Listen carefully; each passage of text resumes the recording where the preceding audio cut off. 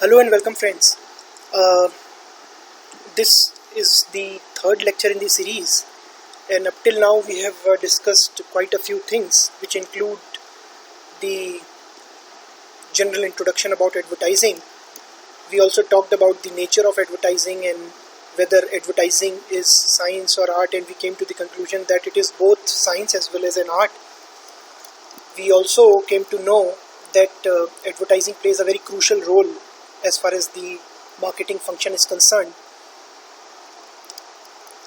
and we took various examples to understand this.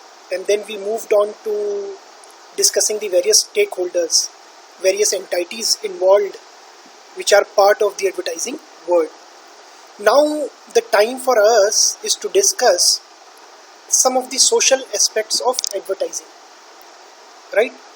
So we are today going to take up this particular topic. We are going to discuss some of the social aspects. We are also going to talk about some of the criticism that is directed at advertising. So this is going to be the agenda in this particular session, right? So what are the social aspects? As far as advertising is concerned, it educates the customers. It provides them an information about the existence of a particular technology if the technology is new. For example, I remember when I was a child, and it was around 1988-89, washing machines were introduced for the first time in our country. At that point of time, we didn't used to have washing machines, and that was for the first time when washing machines, a new technology, a new kind of a product, was introduced into the Indian market. And I still remember the Videocon jingle, ये धोती साफ करती, कपड़े भी सुखाती है, और एक ही पल में आप हो गए तैयार. So this used to be the jingle. And please understand, just understand the words and phrases used to describe the working of the washing machine. ये धोती है, ये साफ करती है. It washes, it cleans up, and plus it also dries up your clothes. कपड़े भी सुखाती है और एक ही पल में आप हो गए तैयार. So within a few minutes you can get your clothes washed and dried up, and you can wear them again to your school or to your office. So basically at that point of time, this jingle was serving the purpose of educating the customers about what a washing machine does, because at that point of time that was absolutely a new technology. People were not aware what washing machine is, and that was why this particular role was played by that particular advertising campaign at that point of time. So this is how advertising educates the customers about the new technology that has come into the market, or the new variants, new features in the products being sold in the market. So this is one aspect of advertising. And then it also fulfills the information and comparison need. So advertising also helps the customer, the audience, obtain some information, lay his hands on some information, and then to make comparison between different brands, different products which are there in the market. Now have a look at this particular example. It is serving both these two purposes described here. First is, it is educating the customer. Have a look at the things which have been written here. So they are talking about the cholesterol content, they are talking about how it is healthy for your heart and how it is healthy for your body. So in a way, the customers are getting sensitized to the fact that yes, if they want to remain healthy, they have to eat healthy, right? So in that sense, it is educating them. Then how is it providing information? It is providing some information also as to what all attributes are there in these snacks, the Saffola snacks which are there. How is it better than other rival brands in the market? Let's say the ITC or the Nestle's brands in the market. So it is basically providing this information, and once this information is there and the audience is watching this particular ad, if it is a broadcasted television ad, or they are going through this particular ad in case of a print ad, and then they are going for the Patanjali ad or the Dabur ad or the ITC ad or the Nestle ad, they can also make comparison. So in that sense, advertising helps the audience make comparison, understand the relative merits and demerits of different brands of product being sold in the market, and then decide which particular brand is the best for him, and then accordingly go and purchase that particular brand. So in that sense, the advertising campaign is helping out the audience. So this is one advantage of advertising to the audience.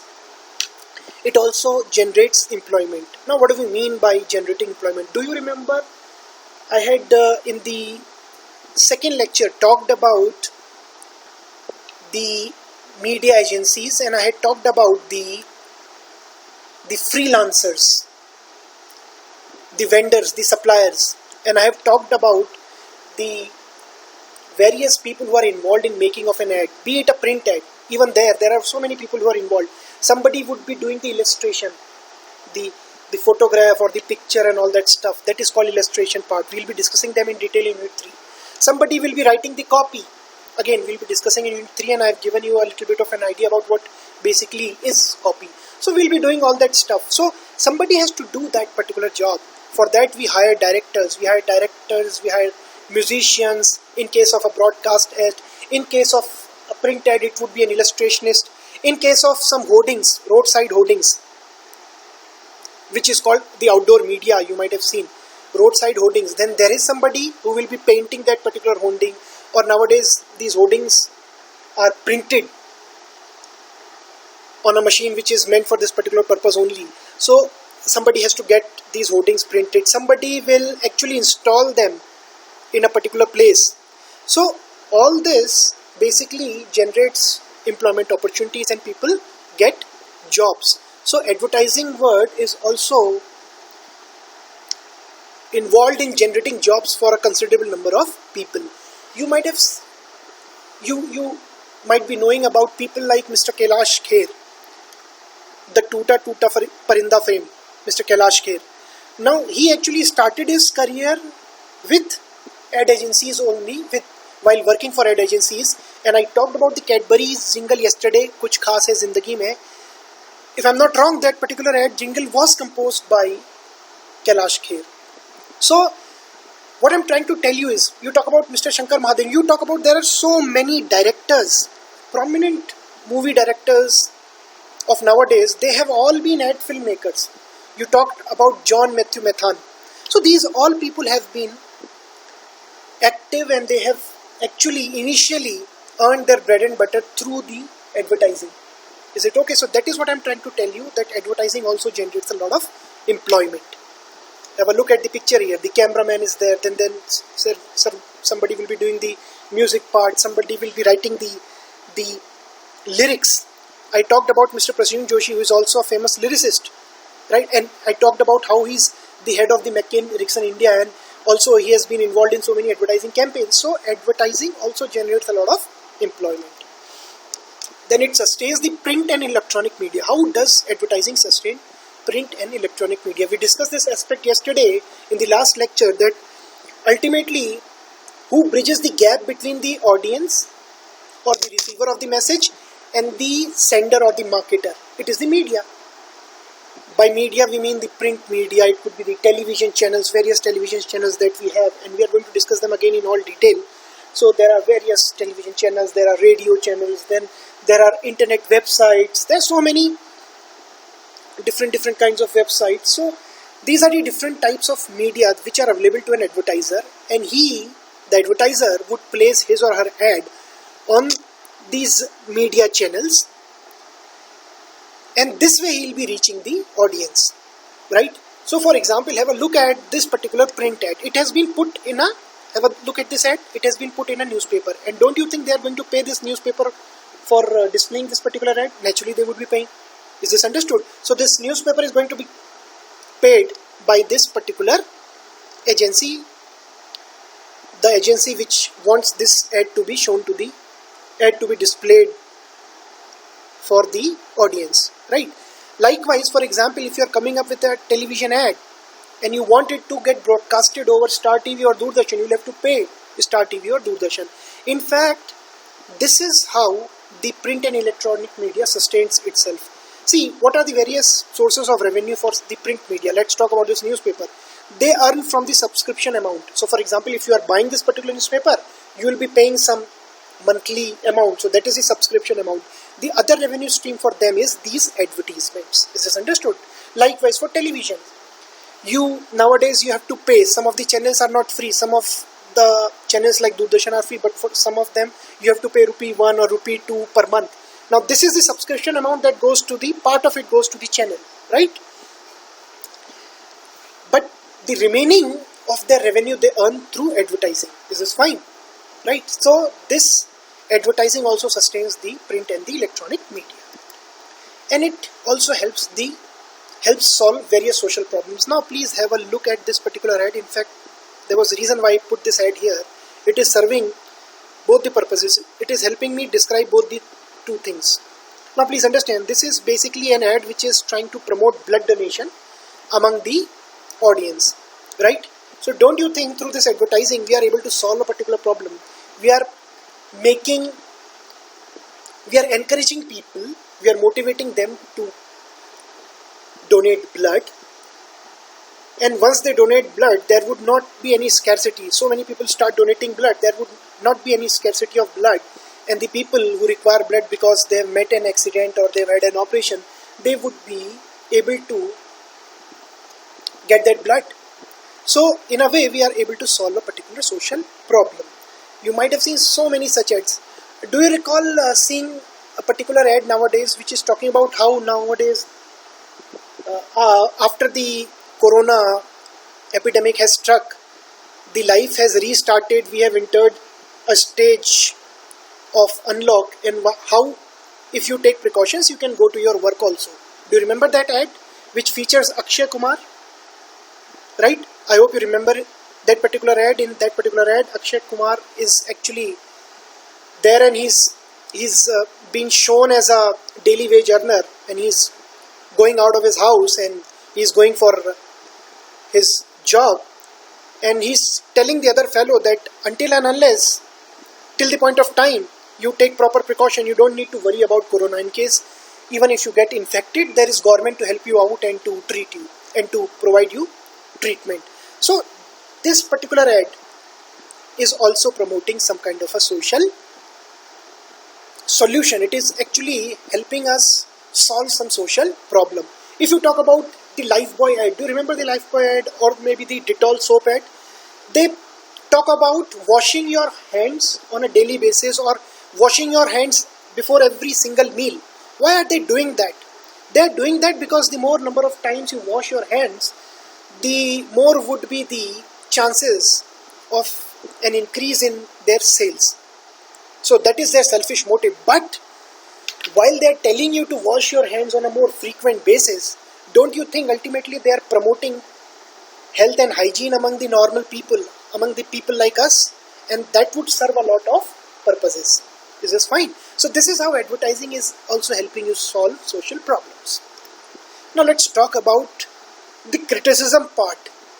What all criticism is directed at advertising? Let's have a chat about these criticisms. Number one, it is often argued that advertising leads to higher prices for customers. How? Naturally, when you are going for an advertising campaign, naturally you will have to, as a firm, as a company, you will have to spend a lot of money. And how do you recoup that investment? You are spending, let's say you have spent 300 crores or let's say 20 crores. I'm taking a relatively small figure. So supposing, or let's say you have invested 10 lakhs. How are you going to recoup that investment? How does that return? How does that investment help you increase your profits? What will you be doing? You will do what? You will increase the prices of your product, because you have to somehow and somewhere account for this advertising investment, the money that you have invested in advertising or the money you have spent in advertising. So naturally you have to recoup that. And how do you do that? You certainly would be doing what? You will increase the prices. And ultimately the expense will have to be borne by the end customer, because he is going to now purchase the product at a relatively higher price. And the prices had to be increased because you wanted to recoup the investment in advertising or recoup the expenses that you have incurred to design and to pitch your advertising campaign to the audience, right? It spurs consumerism and discontentment. It is often said that advertising actually spurs it.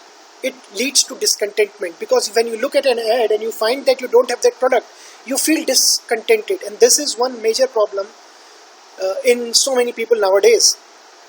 Discontentment. Consumerism is what? I hope you remember our discussion in the last semester. Consumerism is when a product that you actually don't require, when I as a marketer is making you feel that you require that product, you cannot do without that product, though that product is not a base necessity of yours. For example, the hair gel, or for example, the deodorant. Nowadays, you don't visit the market without wearing the deodorant, without actually applying the deodorant. Why? Because now understand, because the ads tell you, the advertisements tell you that if you are somehow not using a deodorant, people would probably not want to talk to you. So you have been now made to think that people would not talk to you if you smell bad, and that is why you start applying deodorant, though it is not a basic necessity of yours. There are so many.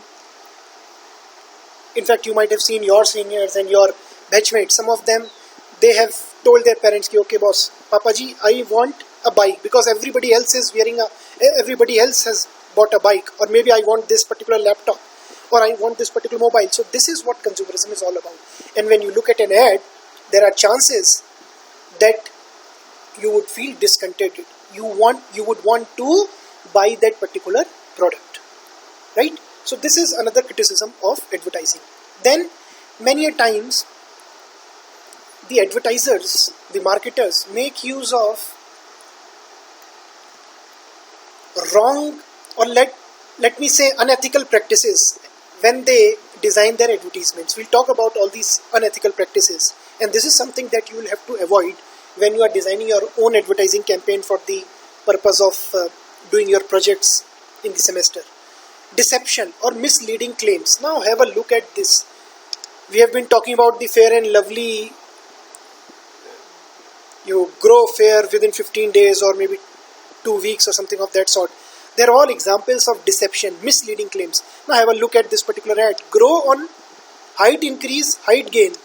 And what they're showing is, now this guy is a grown-up guy. It's almost 20-25 years of age, and now he can still, if he uses this particular service, he can still increase his height, and which scientifically is wrong. Your height cannot increase after you have attained a particular age, right? So once you are past 24-25, your height cannot increase. But now this is a misleading claim. Then consumption of harmful products. Many a times marketers selling products which are harmful for the body, which are harmful for human health, they advertise their product in a manner that the audience is motivated to try those products. So this again is a criticism of advertising. Advertising does what? It incentivizes, it motivates the audience to consume harmful products. You might have seen various ads. For example, if you talk about these ready to eat food, or if you talk about these carbonated beverages, be it Coca-Cola, be it PepsiCo, be it some other brand, you would find that all these products, they contain a lot of sugar, they contain a lot of carbohydrate, and they are harmful for the body. But the way they are advertising their products, the way these products are being advertised by the marketers, now you are very likely, whenever you are thirsty, you are more likely to go for a Coca-Cola or Pepsi or maybe some other cold drink rather than going for a bottle of water. Though consumption of these kind of products on a regular basis is going to be harmful for your body.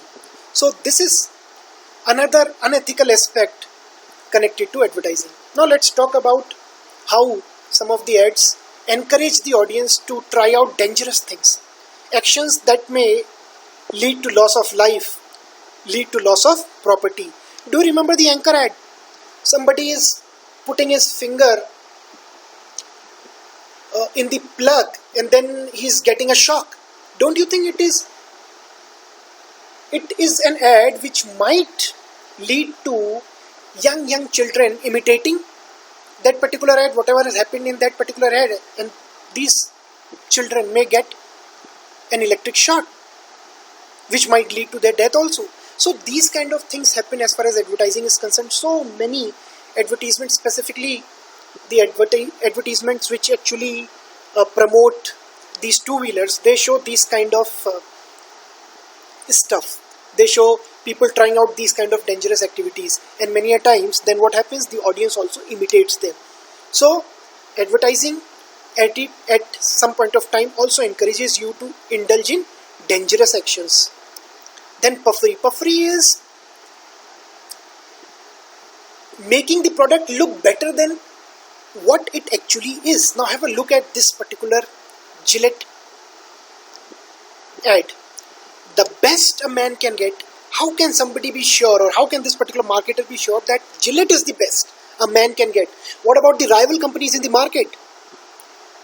What about other modes of shaving? So there can be so many modes of shaving, there can be so many better products, but the way this has been said, this is an example of puffery.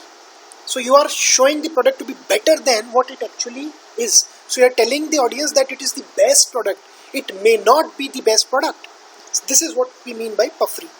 Then targeting children. Nowadays it has been observed, and this has been the case in the last 10-15 years only, that children have become very important in a household. Many are products which are generally meant to be used by adults. Even in the case of those kind of products, children play an important role in deciding which particular brand is going to be bought by the family, which particular brand is going to be bought by the household. And you please look at your own households. Many a times, which particular bike is going to be bought, which particular car is going to be bought, which particular brand of mobile is going to be purchased. Many a times, whenever such decisions are taken in a household, many a times children play a very important role, right? And that is why what marketers have done, they've started targeting children. Now this is an ad of McDonald's. You know, the fast food giant McDonald's, right? They're known for their pizza and burgers which they sell here in India. Now McD, what did they do? They understood that we provide dining experience, we provide eating out experience to our audience, to our customers. But if we somehow convince the children, then the children will force their parents to come to a McD outlet, and this way we'll be able to increase our sales. And that is why, see what have they depicted in this particular ad. The children are enjoying, and this is some kind of a party which is going on in a McD outlet, and they are enjoying there. So what will happen? These young children will see this ad, and then they will tell their parents, okay, Papa ji, Mummy ji, now what we are going to do is, this time we have to celebrate birthday. We are not going to celebrate our birthday in our home. We are going to celebrate it in a McD outlet. So this is the strategy of McD basically, but this in a way is unethical. Why? Because please understand, children, they are not having the mental capacity to understand what is right and what is wrong. And if you are trying to convince them to do something, they would simply not be able to take the right course of action, just because they don't have the capacity to differentiate between what is correct and what is not correct. And that is why targeting children is considered absolutely unethical. Now let's talk about surrogate advertising. I hope you know what surrogate is. If you don't know, let me just give you an idea about what surrogate is. Surrogate is, suppose, for example, I'm a lady and I cannot bear a child. Somehow, because of some medical issues, I cannot bear a child. So what will I do basically? I'll hire another lady, which is that particular lady who is capable of bearing a child, giving birth to a child. Then what will I do? The egg and the semen would be fertilized in a lab, and they would be inserted in the womb, WOMB, womb of that particular lady, and that particular lady will be giving birth to a child, and that child will have my genes, right? So this is what surrogate, so the other lady would be called the surrogate mother, right? And that is why we have got this particular term, surrogate advertising. Now please understand what do we mean by this. Now this is an ad which is basically talking about McDowell's soda. But I tell you what basically happening here is, they are giving this particular ad. You might have seen this print ad also and the television version also, the broadcast ad also, right? So now they're basically talking about soda. They're talking about soda because in India you cannot advertise products which are alcoholic in nature. So products which contain alcohol or products which contain tobacco, you cannot advertise them, right? So what they're doing is, they're not advertising the McDowell whiskey, they're advertising the soda. But please understand, if you are a habitual drinker, if you are a habitual drinker, or even if you are a drunkard, very likely to drink almost on a regular basis, then the moment you have a look at McDowell, you are not going to pay much attention to soda. It will lead you to think of the McDowell whiskey. And though the ad is for McDowell soda, it will have the same effect as though a McDowell whiskey ad would have had on you. And why is this a surrogate ad? It is basically talking about soda, but it is not actually trying to sell soda. It is trying to sell soda, that is altogether a different matter. But it is actually trying to remind the customer that, boss, don't you want to purchase McDowell whiskey? So basically they are trying to advertise their whiskey, their alcohol products, or in so many other cases, their tobacco products. Though on the face of it, it looks like a soda or it looks like a pan masala kind of a product. So you might have seen so many pan masala ads. What they are basically trying to sell is some kind of a candy product or some kind of a tobacco product. So that is the meaning of surrogate advertising, and this is absolutely unethical. Now what do you do if it is absolutely unethical? As an audience, as a marketer, you are never going to indulge in these kind of practices. This is number one. As part of audience, what can you do? For this, you will have to tune in again to my lecture, which would follow next. In that lecture, I will be talking about the legal aspects and what recourse as an audience you have to various laws whenever you come across such unethical advertising practices. So thank you very much for your time, and please do keep this in your mind that this is the third lecture, and the fifth lecture would probably not be a lecture, it would be a test. So you please bear this in your mind, and you please keep having a look at the timetable also. The fifth lecture is going to be a test, and I have given you the lecture plan. It has been shown here, so there would be no separate announcements. There would be a test. The fifth lecture in the series would basically be a test, right? So thank you very much for your time, and do keep reading, do keep preparing your own notes. Don't just prepare to pass this particular semester, but prepare to be able to answer the questions whenever you are facing some kind of a job interview or some competitive exams outside. Thank you very much for your time.